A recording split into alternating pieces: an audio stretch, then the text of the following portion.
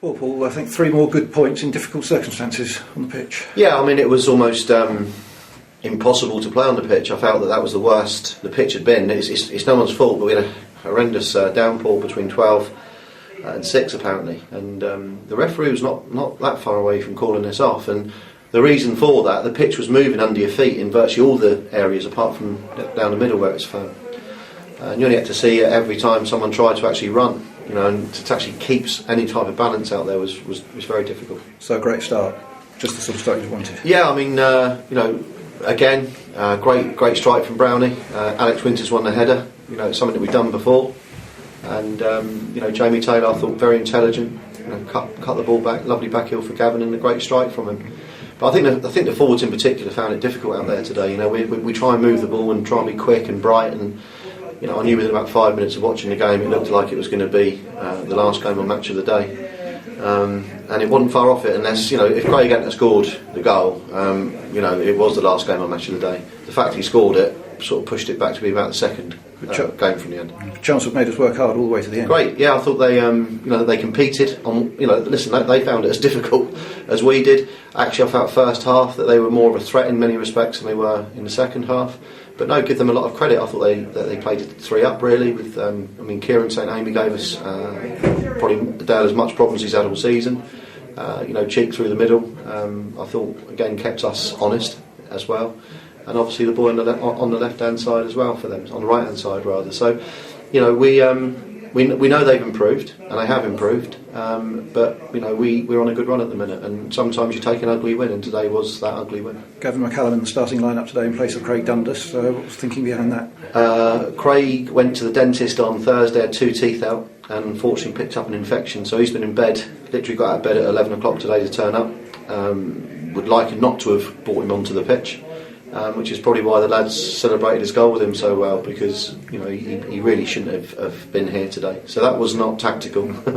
That was purely illness. And you had to make the changes though early in the second half. Brought Craig and Kane on as well. And Kane's energy was terrific. Yeah, I just felt that sapping pitch. Gavin said at half time he just felt his legs had seized up. He hasn't played a load of football, but perhaps in some respects he'd done the job, which is to get one great strike out of him to score the goal. And I thought 2 or 3 times when he did things quickly, Gavin, he was excellent. A couple of crosses he put in, real dangerous crosses. But he said at half time, and I applaud him for that he did turn around and say that he felt not right. And Kane, Hazeman and Craig, I asked Craig if he felt okay, and he did.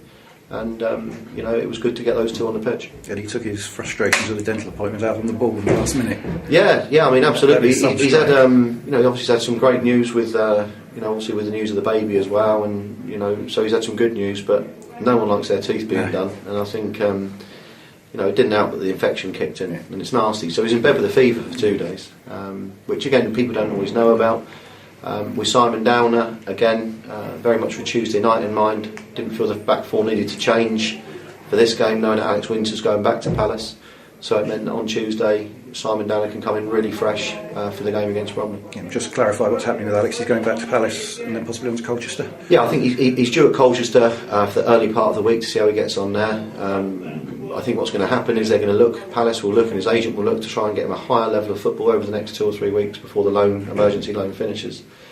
But if he doesn't achieve that, then he's more than happy to come back, and it's one of those I've got to keep right on the ball, and maybe the 3rd week or 4th week into March, try and get him back for April or the last week in March. And we have to talk about it right at the end. That strike by Dundas, absolutely phenomenal. Yeah, I thought it was a toe punt. It was magnificent. We do encourage him actually to shoot more often. I don't know why he doesn't at times, but you just watched it go and go and go, and it kept curling and dipping. And, as I said, that was the moment of the game really that made it bearable. I'd have thought for the supporters watching it, because it was tough to watch, wasn't it? And now two away games this week. Obviously, league leaders on Tuesday night, but going into it with confidence. Yeah, I mean, the only disappointment for me, if I'm being honest, management-wise, is we've lost Harry Osborne at right back. We're going to lose Alex Winter now, so that's 2 good young players that I think gave us a nice boost. And I'm a bit concerned. If you look at our back four, that's our back four at the minute. There isn't any cover there, so it's something I need to, we either need to cross our fingers and hopefully we get through the next 2 games. We haven't then got a midweek game the following week, so that sort of gives me a bit of time. But Yeah, it's a disappointment to lose Harry Osborne, and it's a disappointment to lose Alex. So I've got to be quite aware where we're at. For all the right reasons, mainly financial, we're being really tight on our numbers, but I can't be that tight that we jeopardise not having the right people in the right position. But looking forward to the trip to Bromley? Yeah, it's going to be a great game, isn't it? I'm going there full of confidence, and I think it's going to be a really good game. We're going to go there to try and win it, as we always do. And listen, I think they've been magnificent all season.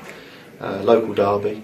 I know we'll have at least a couple of hundred supporters there as well, and I think it'll go a long way to seeing what's going to happen with this league.